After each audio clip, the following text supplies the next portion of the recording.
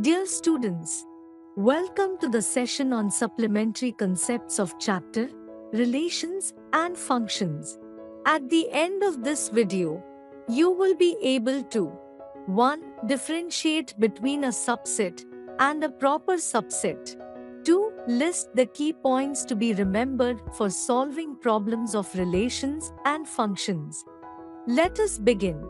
We believe that by now, you will be familiar with the terms such as graph, Cartesian product, ordered pairs, sets, subsets, relations, functions, types of functions like one-to-one, many-to-one, onto, into, constant, identity, and real value. And then, composition of functions. In this video, we are going to discuss about few key points that you must know to solve problems from this chapter. First step in problem solving is interpreting the given problem correctly. To do the same, we have to be familiar with the meaning of mathematical notations shown here. As you are already familiar with the concept of sets and subsets, let us quickly understand the difference between a subset and a proper subset. From the arrow diagram given in figure 1, we can say that domain of given relation is the subset of input set A. Since all the elements of input set A appears in the domain, in this case number of elements in both the sets will be equal. N of A is equal to N of D, and subset is represented as shown. From the arrow diagram given in figure 2, we can say that domain of given relation is the proper subset of input set A. Since we have one or more elements in the input set which are not part of the domain. In this case, number of elements in the input set will be greater than the number of elements in the subset. N of A is greater than N of D. Hence, in this condition, domain is called as the proper subset of input set A. Proper subset is represented as shown. Also, please note that a set without any elements is called as a null set. It is represented as shown. Next, notations like less than, greater than, less than and equal to, greater than and equal to. For example, given a function that varies as per the interval shown, f of x is equal to 2x plus 7 during the interval x less than minus 3. F of x is equal to x square minus 2 during the interval from x greater than and equal to minus 3 to less than and equal to 4. And f of x is equal to 3x minus 2 during the interval x greater than 4. Hence, the input set of the function for various intervals can be written as follows. When f of x is equal to 2x plus 7, the input set is minus 4, minus 5, minus 6, minus 7, and so on. Since it is given x less than minus 3, for f of x is equal to x square minus 2, the input set is minus 3, minus 2, minus 1, 0, 1, 2, 3, and 4. Since the interval of x is given as greater than and equal to minus 3 to less than and equal to 4, please note that when equal to is added with less than or greater than symbol, then we have to include the end value in our interval as shown. Next, for f of x is equal to 3x minus 2, the input set is 5, 6, 7, 8, 9 and so on.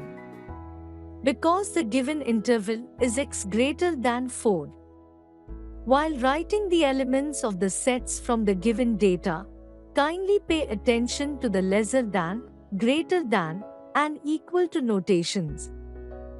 Next, notations such as union, intersection, and minus used in sets. Given two sets, A is equal to 2, 4, 5, and 6. B is equal to 5, 6, 7, 8, and 9. The union represents the collection of combination of elements in both the sets. Hence, A union B can be written as 2, 4, 5, 6 from A and 7, 8, 9 from B. 5, 6 from B is left out as we have already got those elements from A. Whereas intersection represents the collection of common elements between A and B, hence A intersection B can be written as 5 and 6, since these are the two elements present in both A and B. Also, the difference between the two sets is represented as A minus B. In this case, A minus B can be written as 2 and 4 by removing the elements 5 and 6 from set A, as these elements are also part of set B. Next, in Cartesian product, you must note that A cross B is not equal to B cross A. For example, from this arrow diagram, we can write the ordered pairs of A cross B and B cross A as shown. Since the ordered pairs in both the sets are different from each other, we can say that A cross B is not equal to B cross A. However, you can observe that the number of elements in both the sets are equal. Therefore, n of A cross B is equal to n of B cross A.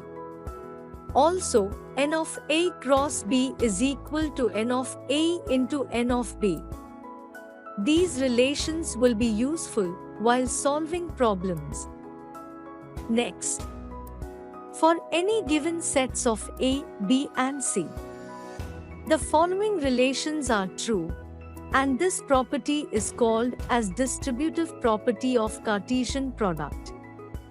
A property is called distributive when the answer will not change even if the order of addition and multiplication change as shown.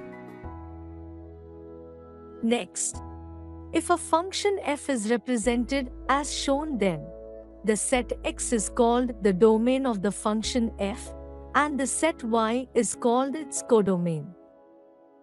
Next, in composition function, f of g of x can also be represented as shown. Also, note that f of g of x is not equal to g of f of x. Hence, composition functions are not commutative. A property is called commutative when you can swap numbers over and still get the same answer, like shown here. While three functions are involved, the following relation holds true, and this called as associative property. A property is called as associative when it does not matter how you group the numbers, still you get the same answer, as shown here. Dear students, you must remember all the concepts that were discussed in this video. This will help you to interpret and solve the given problems easily. Thanks for learning.